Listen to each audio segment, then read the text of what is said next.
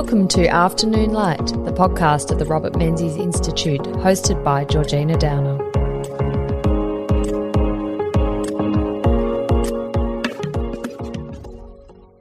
The 1950s were a lost decade where little of note occurred and Australia wallowed in the cultural cringe, or so people like Donald Horne would have you believe. Donald Horne was one of the leading journalists and intellectuals of the Menzies era, with his 1964 book The Lucky Country never out of print. Joining me to discuss Donald Horne and his influence is Ryan Cropp, author of a relatively new biography, Donald Horne, A Life in the Lucky Country. Welcome to Afternoon Light, Ryan. Good to be here. Thanks for coming along, and thanks for this contribution to, well, potentially people's Christmas stockings this year. I'm actually holding up The Lucky Country, not your book, which has just arrived in the post. So I'm looking forward to dipping into it. But tell me, how did you get to write a book about Donald Horne, which would have been, no doubt, incredibly interesting, enjoyable, and all that? Yeah, it's a good question, actually, because I think biographers are sometimes a bit disingenuous in their answer to these questions. It was a bit of an accident, actually. I was at university and I was doing a history degree and I was working on Australian history, writing an honours thesis on aspects of Australian nationalism in the 1970s. And so just by virtue of doing that, I read a whole bunch of Donald's books. Donald was incredibly prolific in that period. So when the time came to think about something to do for a PhD, I was having a conversation with a friend and I was saying, Donald Horne's got this massive archive in the State Library of New South Wales, something like 200 boxes of books or thereabouts. I mean, no one's written a biography of Donald Horne. You know, like, he's this great subject. And this friend of mine just said, well, why don't you write this book? And I said, okay, sure. And that's honestly how I got into it. Broader answer would be that I had a general interest in public intellectuals, intellectual discourse, intellectual history, and political history. But I just saw Donald as someone who I would be able to tell a broader story about the Australian 20th century through his life. And he was a great subject, untouched, with this great archive. So I just dived right into it. Oh, I think that's a fantastic story, and it's mostly fantastic because your genuine story, the genuine reason. What did the family think about you undertaking this project? The Horne family, that is. Maybe your family too, but more important. My family were pretty keen on it. Yeah, good. They never stood in my way. I wouldn't say we were especially close throughout the process, but I never had any major issues. And were there other examples of biographies of Australian public intellectuals that exist? Because I was just thinking the other day that there must have been 2 new biographies of George Orwell released. Those types of biographies are numerous, but about Australian public intellectuals, there doesn't seem to have been a lot written. No, and you could write a whole book on that too, I think. Yeah. I mean, it probably says a bit about the way we think about intellectual life in this country, yes, or the standing that thinkers have over doers or something like that. I mean, the book that really inspired me was Mark McKenna's biography of Manning Clark, which I read while I was an undergraduate. Clark had very similar, they're obviously very different figures, but had similar concerns to Donald and was of a similar ilk. And that was certainly one that provided something of inspiration. But in terms of broader inspirations, yeah, definitely biographies of Orwell. And then figures like Walter Lippmann, public intellectuals. And tell me about what shaped Donald Horne's intellectual leanings as a figure of Australian intellectual life. He changed, he evolved as he sort of developed his ideas, and that, of course, creates people who are pro him and anti him for a variety of reasons, and some people who felt that they were betrayed by him, and some people who championed the fact that he came over to their side. But he had an interesting upbringing that obviously shaped something of what he became, didn't he? Yeah, so he grew up, we spent a large portion of his childhood in the New South Wales Hunter Valley in a town called Muswellbrook. And he had quite a happy boyhood in that period. But around the time of his early adolescence, his family moved back to Sydney and his father was between a few jobs and was shuffled through a few different houses. And his father also had a bit of a breakdown, and he had a generally an unhappy adolescence in contrast to his happy boyhood. But he was also quite a precocious child. And so by the time he got to university, he was bursting with life and ideas and energy. But he always said he had 2 great intellectual lodestars. The first of those was John Anderson, who was quite an influential professor of philosophy at the University of Sydney. Anderson professed, or his philosophy It often boils down to what is called free thinking. Yeah, so John Anderson was a libertarian philosopher at the University of Sydney. He had a great impact on several generations of undergraduates, largely because he gave license to a kind of anti-authoritarian streak in young students, I think is the crux of it. And that was certainly what appealed to Donald about someone like John Anderson. The other great influence of Donald at this time was the editor of the Daily Telegraph. His name was Brian Penton, and he was an editor of the old school, muckraking, sharp-tongued, acerbic, polemical type writer and eccentric figure. And he actually hired Donald as the university correspondent after they got into a bit of a spat over something that they wrote in Horne Soir, because Donald was the editor of Horne Soir, the Sydney University student magazine, for a period. Of course he was. And so the philosopher and the journalist kind of combined in Donald. Different parts of his personality reflected in those two figures. And, I mean, when you read The Lucky Country and no doubt his autobiographies and other publications and articles, that kind of acerbic wit and that sort of cut-through analysis of contemporary events, and then drawing back and seeing that bigger picture and drawing strands, you can really see the two influences there, can't you, of the philosopher and the punchy tabloid journalist. Yeah, and I think Donald, he may not have known it at the time, but certainly later came to know this about himself, that he had these two aspects to his personality, where he could at one time throw himself into debates and spit these snappy lines and piss people off. And then at other times could sit right back and look at the whole big picture and detach himself from events. He tended to oscillate between these two personality types right through his young adulthood, I think, and even into older adulthood. And early on, doesn't he goes to England and marries an English woman, doesn't he? Which I found quite curious because he doesn't seem to like it very much there, does he? And, you know, you're reading his book and thinking, oh, well, he's sort of so dismissive of what's like going on in Australia and the sort of lack of leadership and lack of kind of culture and appreciation of intellectual pursuits. And you would assume that the sort of fleeing to England, like so many of his generation did, he would have liked it. But for some reason, he thought it was a pretty dreadful place, didn't he? Yeah, I think it was quite a transformative experience for Donald. He was in his late 20s when he met Ethel, who became his first wife. She was an Englishwoman, but they met in Sydney. So they married in Sydney, and then 12 months later, off they went on the boat to England. Like so many young, promising Australians often did, they didn't see a life for themselves in this country, and they would go off abroad to greener pastures. So Donald had great hopes for his English period, and he actually essentially quit journalism, and he was going to become a novelist. So they moved to Ethel's family farm on a kind of fading rural estate outside Bletchley, where Donald wrote novels for a period. But I think he very quickly had the wool pulled out from his eyes. He saw, especially in rural England, a kind of small-mindedness that was recognisable to him from Australia. The idea of England as a kind of more interesting place than Australia quickly became false to him. So he was in England for around 4 or 5 years, working on and off as a journalist and writing novels in his spare time.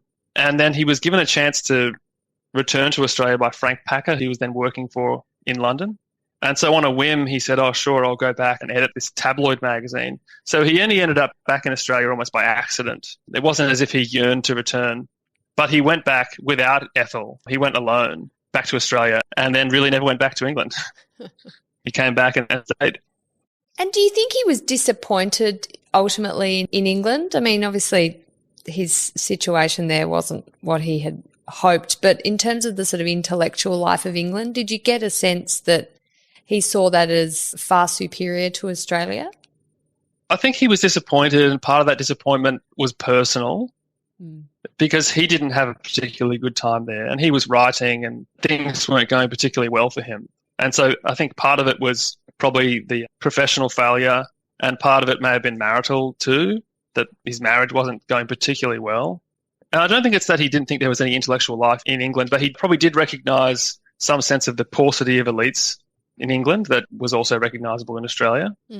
Yeah, the English upper classes were no good, I think he realised. Was there a country that he did admire for its intellectual elites? I mean, I know that when reading his book, there's some praise of, for example, Sweden, he thought was doing pretty well and governed well and making the right decisions and seeing the bigger picture. But was it European countries or America? I wouldn't say he ever singled out a particular country. There were certainly aspects of countries, so yes, places like Sweden and even the US. He admired countries that had an ability to change themselves, that didn't get stuck in old ways of doing things. And if things needed to change, they could go and change it. So I think what he admired about Sweden was that they would change their constitution every few years if they needed to. And if nations had this ability to continually update themselves, they could stay forward-looking and vital and fresh. And I guess the things he didn't like about the Anglophone countries were that they were so enthralled to their past, especially England. Mm. Well, it's interesting because I think one point he's described as a radical conservative, but it's not very conservative if you're not appreciating the importance of the history that underpins institutions and that builds institutions that provide the structures through which gradual progress can happen. Yeah, Donald was never a capital C conservative. No. Like I said, he came out of that libertarian tradition. And so he was always concerned with the future. I just think that what made him a conservative in his youth was his opposition to the current model of leftism at the time. The term du jour was planning, economic planning. But when Donald was briefly a young public servant in Canberra, he was exposed to the appetite for economic planning and the idea that governments and officials could shape society in their own image. And I think Donald was skeptical of that idea. Not that he didn't think that society should strive to do great things, but just the role of individuals and governments in trying to change things results in unintended consequences. Mm. And so, yeah. But it's interesting you say he wasn't a capital C conservative, but I note that in the early 1950s he joined the Conservative Party when he was in England and was campaigning against the Attlee Labor government and even contemplated becoming a Tory member of Parliament. So, Yes. Although he did say later that he was more Whig than Tory, and I think at that point the Tory party is a broad church, right? And yeah, like I said, he was more opposed to the Labor government than he was a kind of card-carrying member of the Conservatives, if that makes sense. He didn't like nationalisation and things like this that the British Labor government were pursuing. And so the Conservatives were the default party for him. Yeah. And of course, he's very anti the Chifley government's nationalisation agenda and, as you said, that sort of centralised planning of the Australian economy too. So that's quite consistent anti-socialist point of view. But also, he's a strident anti-communist too, isn't he? Absolutely, yeah. He actually goes to Berlin when he's living in England briefly as a foreign correspondent. He's writing copy for the Daily Telegraph, but he has these colourful passages of witnessing pamphlets coming over from the East promising the good times under Stalin and things like this. And yeah, Donald was kind of vociferously anti-communist. And that grew out of his libertarianism and his opposition to planning and those kind of leftist ideals of the period. So tell me about his anti-communist activities, because he was associated with this Australian Association for Cultural Freedom, which I found quite an interesting organisation, and it had a publication that exists to this day, doesn't it? Quadrant. That's right, yeah. So from university days, Donald was very close with James Macaulay, the poet, and in the mid-1950s, Macaulay was approached to edit a new magazine that was going to be brought out by this organisation called the Australian Association for Cultural Freedom. And that magazine ended up becoming Quadrant, which was essentially set up as a kind of counterpoint to what was the perceived leftist ascendancy in cultural matters, magazines like Meanne, Gin and Overland. So Donald kind of by default fell into the Quadrant camp. And he wrote odd bits and pieces for Quadrant in the late 1950s, but he was at the same time gifted an intellectual fortnightly of his own to edit by Frank Packer, which was called Observer, which had, I guess, more of a liberal conservative bent and more of a kind of current affairs focus than Quadrant. But those two magazines were kind of two sides of the same coin, and the contributors kind of overlapped. And so in the late 50s and early 60s, they were a kind of centre-right milieu that Donald was very much a part of. And that sort of commitment to anti-communism, of course, was a massive issue of the times. You know, we have, of course, the Petrov affair in the mid-50s and then the Royal Commission into that and the Labor split, the evolution of the DLP and all that did to help Robert Menzies stay in power. So Donald actually had a minor Donald, sorry to cut you off. Donald actually had a minor role in the Petrov affair. Oh, fantastic. When he was a journalist in London, he was sent as a foreign correspondent to Finland to receive the Australian diplomats who'd been expelled from Moscow, and one of whom, which was a former colleague of his from when he worked in Canberra, and he got a big scoop. That was Donald's contribution to one of the great moments of Australian cultural history. Oh, well, that certainly was worth putting in one of his 3 autobiographies, no doubt. So yeah. He wrote 3 autobiographies, didn't he? I mean, tell me about these. I think the first one is the education of young Donald, so it sounds like they were pretty detailed if he was just starting off with his education in the first volume, followed by 2 more. But they were well received, weren't they? They were very well received, yeah. Yeah, I mean, the first thing to say about Donald's memoirs is they were written, autobiographies as opposed to memoirs. They were written, the first one at least was written in the immediate wake of The Lucky Country itself. Oh, right, yeah. So he's still relatively young. He was in his mid-40s when he wrote it. And part of it was to do with the way The Lucky Country was received. The Lucky Country is a somewhat politically indiscriminate book, and it's kind of hard to tell where Donald sits on the political spectrum. And a lot of reviewers and critics had the same issue. They had wildly different responses. He was called a man of the left. He was called a kind of raging reactionary. And so in the immediate wake of the book's success, Donald, he writes about sitting down and kind of just writing these autobiographical scraps, just thinking about who am I and, where have I come from? And so he was just writing down these memories from his childhood, and then over an 18 to 24-month period, they metastasize into a kind of full autobiography of his boyhood. Donald's autobiographies are great because he's not looking to kind of big note himself. They're kind of social histories. He conceived of this term called sociography, which is a combination of essentially sociology and biography. But he was trying to evoke a society. And so the book can be paired with The Lucky Country because The Education of Young Donald is about what Australia was before The Lucky Country, in the interwar years, the world that he had come from, the world that he was renouncing essentially in The Lucky Country, or in parts of it. And then they read like novels, really, like they're quite literary. And how does he really great books? How does he describe his world prior to, in those interwar years? I mean, he writes about his time at university, about a lot of his drinking. He's sort of promoting himself, and he gets into lots of kind of tedious fights with the Sydney University's literary community. So, Yeah. But I think the great kind of sleight of hand that he uses in the book, the literary technique, is where he is both a character in the book, but then his older presence is narrating the book. And so there's a distancing effect. So he can kind of make fun of his younger self. He got some feedback from friends who were saying, like, it sounds like you don't really like yourself very much, Donald, But his view was that if you're not going to be critical of yourself, it's not worth writing it. And so, yeah, he very much just pokes fun at his younger self. Do you get the sense that he was pretty self-aware then? Yes, I think so. I mean, in some ways, yes. Above average self-awareness, I would say.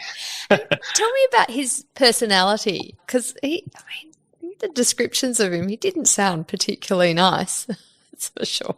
Well, it depends which Donald you're talking about, because I think as a young man, especially at university in his 20s, there was a kind of bitterness about him, a cynicism and a hard edge, which he probably never lost. But I think as he aged, he mellowed quite a bit. He also was a kind of great lover of life. The great old school Sydney lunches he was described at. And he kind of loved a drink, and he loved conversation, and he loved talking. And so I think as he aged, the kind of meanness and cynicism, he lost a bit of that and became quite more of a genial type figure. But certainly not, I wouldn't say a kind of warm character. No one ever described him to me as, there was a coldness, a certain detachment. Not that that made him uninteresting, but it was part of his personality. His first marriage to the English Ethel ends. Of course, he leaves her in England and never to return, at least to her. And he quickly marries his second wife, Fanwy. And it's interesting reading about their relationship because it reminds me of a book I've just read recently, Wifedom by Anna Funder, which is about George Orwell's wife, Eileen Blair. And George Orwell's real name, of course, was Eric Blair. And how important she was to Orwell's career and supporting him despite being barely ever acknowledged by him in his writings. And really in the sort of various biographies that have been written about him. But there is an argument that at least Anna Funder makes that without, but for Eileen, there would have been no Orwell. Could the same be said for Horne's relationship with his second wife, Myfanwy?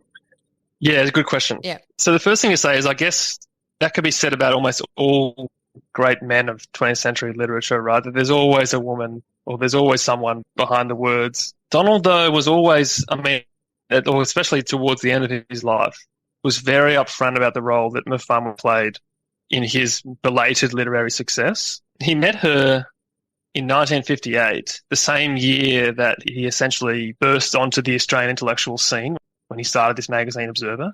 And she essentially edited every word he ever wrote. She was his first reader. She was a formidable intellectual force herself. And they were a great intellectual partnership to the point where Donald's last book, which was a series of reflections on dying and essays about politics, was co-written with Myfanwy, and they shared a byline. So I wouldn't go as far to say that she was Eileen O'Shaughnessy. And they also appeared everywhere together. By the 80s, Donald was the chair of the Australia Council, and he was a kind of mover and shaker in the Australian cultural world, and him and Myfanwy would just appear everywhere together, the two of them, like a team. Yeah, it's nice that he gave her that acknowledgement. And, of course, she was a journalist in her own right, wasn't she? She'd been a Sydney Morning Herald cadet journalist, and so would have had considerable set of skills which would have helped her with editing and reading all his works. Absolutely. And then they met at a party in the late 50s and, they went off afterwards and chatted away. And then within a week they were engaged. And Donald wrote later that they simply just saw things the same way. I think he phrased it as they shared a line in things to laugh about. And that was what they were simpatico, essentially. Yeah. She was fundamental to his success is the long and short of it. Yeah. So Donald Horne obviously is writing The Observer, which is quite an intellectual magazine, but that doesn't last, does it? Packer appoints him editor of The Bulletin, which is quite a significant stage in his career, and he was really proud of what he was able to do to The Bulletin, wasn't he? Yeah, so the story of how he got The Bulletin was an interesting one because Packer kind of acquired The Bulletin by accident. He was trying to foreclose a competitor to the Women's Weekly, and so he bought them out. But that same company also owned The Bulletin. And so Packer came to own The Bulletin and Observer. And so he basically said to Donald, look, you can have one or the other, but you can't have both. So Donald said, okay, well, we'll fold The Observer and we'll renovate The Bulletin. And that's essentially what he did. When he took over, The Bulletin still had written under its masthead, Australia for the White Man. And Donald told the story many times over the years of going down to the printers and kind of watching them melt it down and throw it in the bin. This was kind of what Donald did best, was he swept the broom through these moribund ideas. And so the kind of just reactionary racism of a magazine like The Bulletin, which was once a beacon of kind of Republican nationalism in the late 1890s. That's what Donald was really best at. Let's just toss out all these old ideas and get some new ones. And I think that's probably what he was most proud of with The Bulletin. But he was sacked, wasn't he, by Packer in 1962, so he didn't last very long at The Bulletin. Yeah, there are conflicting accounts, I think, because at the same time, of course, he was also editing this other tabloid rag that had been brought back to Australia to run for Packer. So he was doing them both at the same time, Observer, and it was called Weekend Magazine. And so Packer wasn't happy with the sales of The Bulletin. They hadn't moved much in 12 months after Donald took over. So Packer just said, sorry, you've got to go back to Weekend and focus on that. And Donald found this humiliating. He saw himself as an intellectual and not someone who was a tabloid editor. And so he gave Packer 12 months' notice and decided to have a think about what he wanted to do. So how does he come to write The Lucky Country then? In the very short time after being sacked from The Bulletin, he's undertaking this venture. But it's not a hugely long book. It was a book that still has a legacy to this day. It's still very, very influential. I wonder if he knew how important this book would become. Oh, you could never know, really, could you? No, you'd hope. There are a few things to say about its Yeah, there are a few things to say about its conception. So after serving his 12 months' notice, working on Weekend Magazine, Donald went and got a job as an advertising copywriter for a growing advertising firm in Sydney. And one of the first accounts he was given was the Qantas account. And so as part of that job, he and another advertising executive went on a series of whirlwind global journeys to various different Qantas locations around the world to write advertising copy.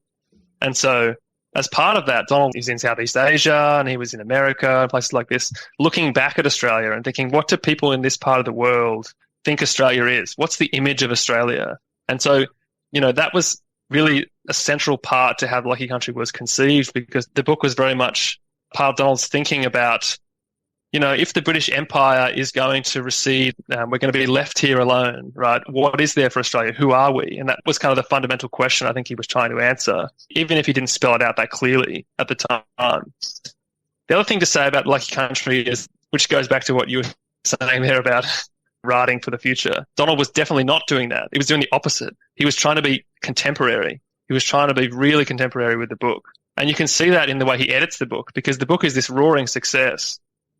And 12 months later, he writes a bunch of new chapters. He kind of irons out some things he didn't like. And over the course of the 60s, he tweaks things here and there. And he says he just wants to make the book true, not false. He wants to keep it contemporary.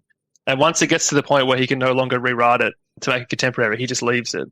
And so the version of the book that we read today is closer to the one that came out in 1971. He didn't really make any serious changes after that. But the point being that his whole point was trying to think about Australia as it is now, right? Trying to be as contemporary as possible. The subtitle of the book is Australia in the 60s. And did you read them all the versions? Is that part of the PhD? I hope so. And the drafts, yeah. And the drafts. So, I mean, The Lucky Country has often been misunderstood. People just sort of quickly look at the front cover and flick through it and go, oh, yeah, Australia's a lucky country, which right on the sheep's back, blessed by all these natural resources and good things have happened to us and we've never had a revolution. And, yeah, great. Yeah, we're lucky, not realising the irony of the title. Can you explain to me Horne's thesis? Later in his life, he describes it as a derivative society thesis, but essentially that Australia, and there's a chapter in the book called Nation Without a Mind. By virtue of its historical circumstances and geographic circumstances, Australia had never really had to do that much thinking for itself. And so if there is a basic thesis to the book, and you could argue that there are several, but the one that has endured is this idea that Australia has this provincial mindset and is unable to kind of think of itself as at the centre of events. It just takes ideas from abroad. And Donald very much spent the rest of his life kind of pushing back at that, insisting that Australia could be better, that Australia could do its own thinking. But the book, he described it as a series of fragments. If you read it today, part of it is a kind of survey of Australian life. There's no argument at all. He's saying, well, look, here's the Catholics, and then here's women, and here's Indigenous people. And the Lucky Country argument really comes from that last chapter with the title of The Lucky Country. The argument the book is known for is just one of several that he makes throughout the book. Yeah. And he gave the title to the book after he'd written it, didn't he? He didn't start off, which is pretty normal, but he didn't start off with that in mind. It evolved. Yeah. And the process of writing the book, he arrived at some ideas that he didn't really think he had. So I think the way he phrased it to Jeff Dutton, who was editing the book, was that he'd come up with a kind of better opinion of the Australian people themselves and a much worse opinion of their leaders. And that wasn't a view that he held before he started writing the book. It was in the process of writing it that he kind of arrived at that idea, that the Australian people were good and adaptable, as you can expect a people to be, but the leaders were mediocre and unimaginative. And it was a failure of leadership that Australia struggled with. Yeah, Australia is a lucky country run mainly by second-rate people who share its luck. Obviously, as you read it, you can make many arguments. I felt myself arguing with Donald Horne the whole way through. But what about this, which I'm sure he would have very much enjoyed throughout the course of his life as he had all those lovely lunches and fabulous conversations. But, the leaders of Australia were of Australia and of the people of Australia, so they no doubt reflected the people of Australia. So if you admired one group, it was hard not to admire the other. I would have thought there was a... He got that criticism actually from a reviewer, right, that all these excellent people are electing these mediocre leaders, right? The buck's got to stop somewhere.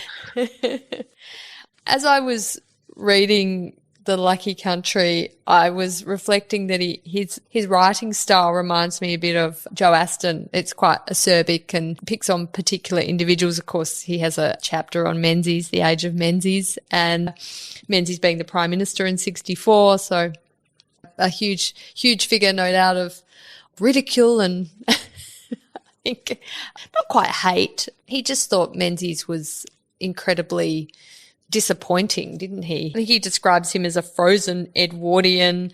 Little of what he did seems to matter much. I mean, he had obsolete and irrelevant ideologies. I mean, wow.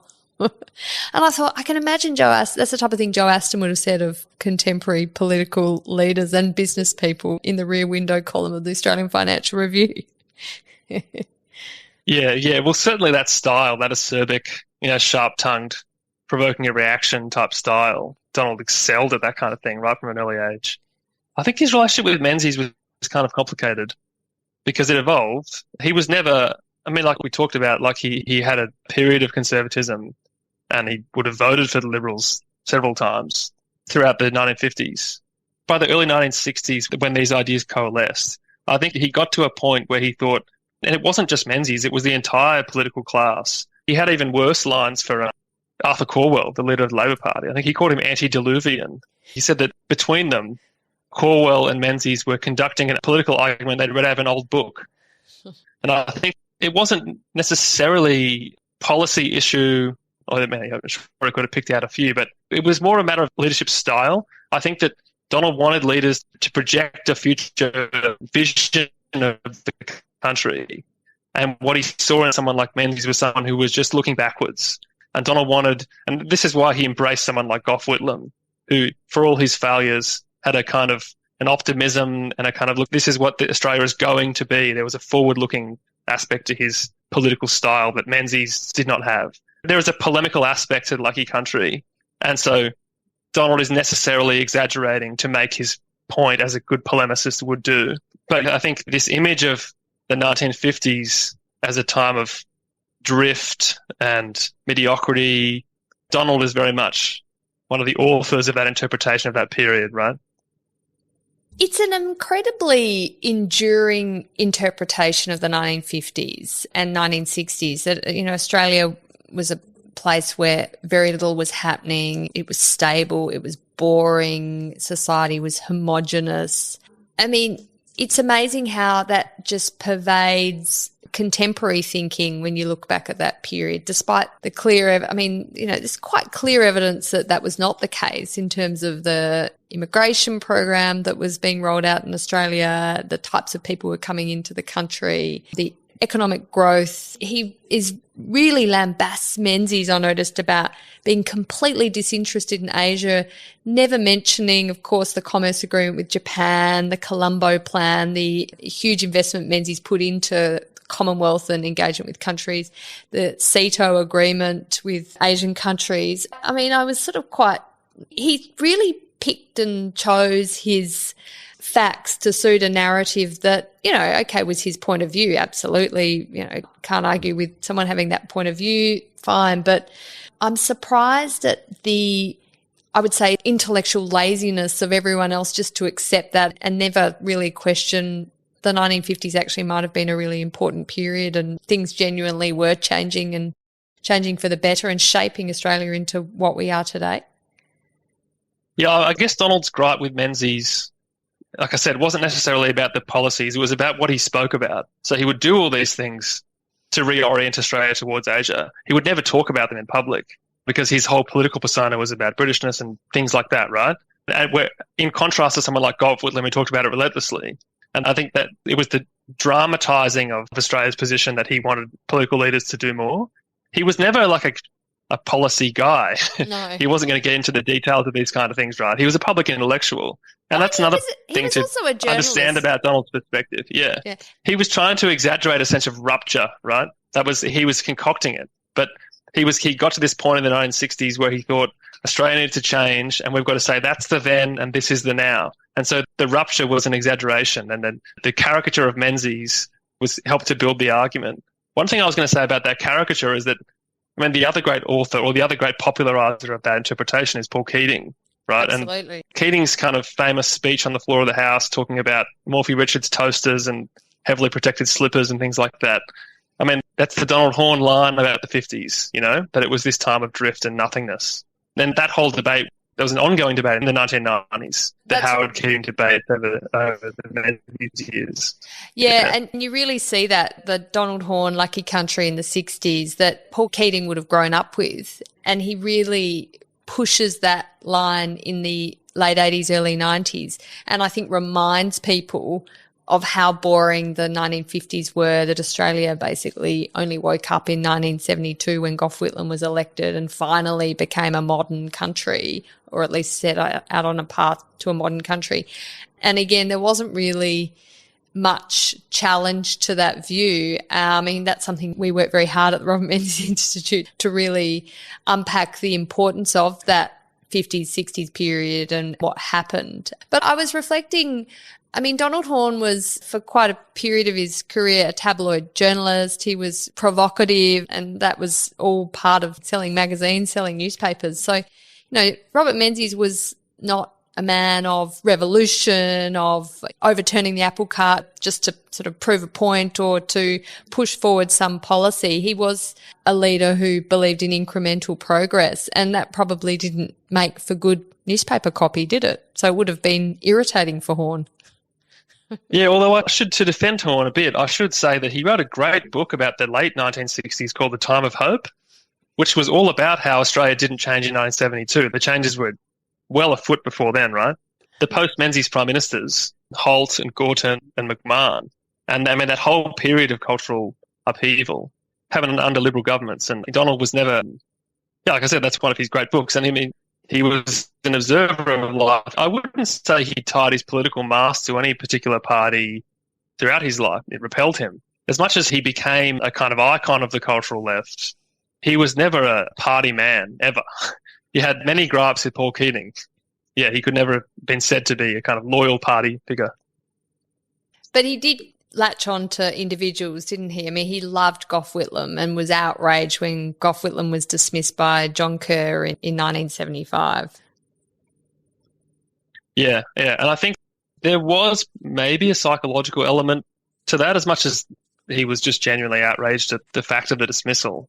Whitlam embodied so much of what Horne thought Australia should do, and I think that the manner of his political demise was galling to Donald, and it began a period of political activism that he'd, the straightforward political activism that he hadn't really engaged in prior to that period. He got really involved in a organisation called Citizens for Democracy and staging rallies at town halls and things. And from that point forward, he was very much an advocate for things like constitutional change. And from the early 60s, the Republic was Donald's great project. He wanted Australia to become a republic. He thought it would dramatise our independence and our place in the world, that we no longer were an appendage of Britain. And of course, he ended up co-founding the Australian Republican movement in 1991, which was, something that went on to, it still exists to this day. Whether it's got much of a chance in the near future, I'm not so sure. Yeah, and it's weird because, Donald wrote in The Lucky Country that Australia should become a republic well before that was an opinion that you could express publicly. And so for a long time, Donald and Geoffrey Dutton were essentially the only Republicans in Australia. But, by mid-70s, there was a groundswell of support for that kind of thing, and was tied to the dismissal and the need for constitutional change and that kind of thing. But by the time Donald got involved with the Republican movement, he was much older, and there was a younger generation of Republicans and activists who were involved there, and to the point where Donald wasn't invited to the Republican convention in 1998. Just somewhat ridiculous outcome that the grandfather of Australian republicanism was sitting on his couch watching on TV. Yeah. Did he feel snubbed by that? I think so. Yeah. He wasn't a young man by that point, but I think he should have been there. People still talk about Donald Horne. He's been dead for quite a few years, and the centenary of his birth was 2 years ago, and I know his children re-released his autobiographies on that occasion, and of course your new biography is out. So he once again is the topic of much conversation, and I don't think The Lucky Country has ever been out of print, which is amazing. It must be a great boon for Penguin, who published it and continue to publish it. But what is that enduring legacy of Donald Horne to Australia in terms of our Australian culture and identity? I think the thing that Donald did best was to try to make sense of things. He was always committed to thinking big picture and trying to make sense of the world. And I think that impulse sometimes gets lost in more recent times. The idea that we can go into all fields and try to kind of capture this moment and understand what's happening and where we're going. There's a kind of incentive to specialize, especially in kind of knowledge industries, right? And Donald was very much a generalist. He was very much one of my working titles for this book was Take One of Everything, because Donald that was essentially the moral of his life, right? That he was interested in everything. He was so curious. Jeffrey Blaney described him as a buzzing bee, flying off to different fields and occasionally stinging and then flying off somewhere else, right? Everything interested in him. And that's a great impulse to have. I think that's something that we should hold on to. An intellectual gadfly, someone described him at.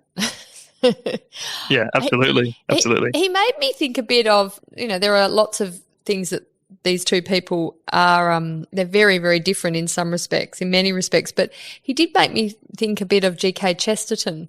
He was a great writer, cultural, social observer, political observer, and willing to write on any manner of things, and also how he changed his views throughout his life. Yeah, and also the wit. And the wit. The sharp tongue, the way with words. Yeah, absolutely. Yeah. Well, Ryan, thank you very much for joining me on Afternoon Light. It's been an absolute delight, and I hope the book sales go well. And, of course, it's always a good opportunity to think about the 50s and 60s, whether you think they were full of life and reform and progress or dull, lost decade of little note and better in the past than to revisit them. I think it's been a really, really good conversation, and I really appreciate it. Thanks for having me. That's it for this week's episode of Afternoon Light, the podcast of the Robert Menzies Institute. Please make sure to subscribe and catch up on our latest online content on our website or on Twitter, LinkedIn or Facebook.